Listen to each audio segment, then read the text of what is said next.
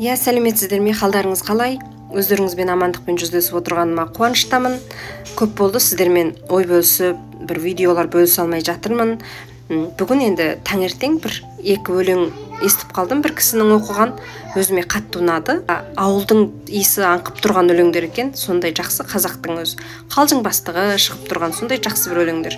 Осыны сіздермен бөліскім келіп отыр, осы екі өлеңді әзір оқып берейін. Біріншісі әкесінің құрдасы деген өлең екен. Әкесінің құрдасы. Сен кімнің баласысың? Әкемнің. Әкең кімнің баласы? Жәкеннің. Ағасы ма Тәкеннің?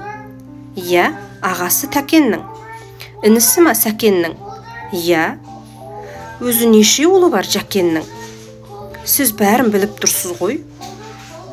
Әй, сен неге жөніңді айтпайсың? Жаман ұлы Кәкеннің. Сіз ақ жақсы болыңызшы, мылжың құрдасы әкемнің. Ендігі өлең тәрбиесі ауылдың деген өлең екен. Тәрбиесі ауылдың. Ағасының баласына қалалық, хабарласты 10 жасар ұл далалық.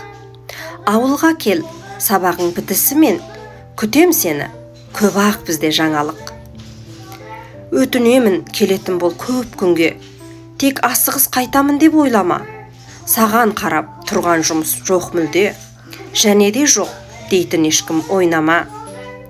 Бауырларша құшақтасып жатамыз, сен қаланы, мен ауылды жырғылып. Ала жаздай сан қызыққа батамыз, у-шу емес, малдың үні мыңғырып. Уыз дәмі таңдайыңнан кетпейтін, нешсең де сірә оған жетпейтін. Балдай тәтті қоюғымыз күтіп тұр, оны бізде ешкімде жоқ шектейтін.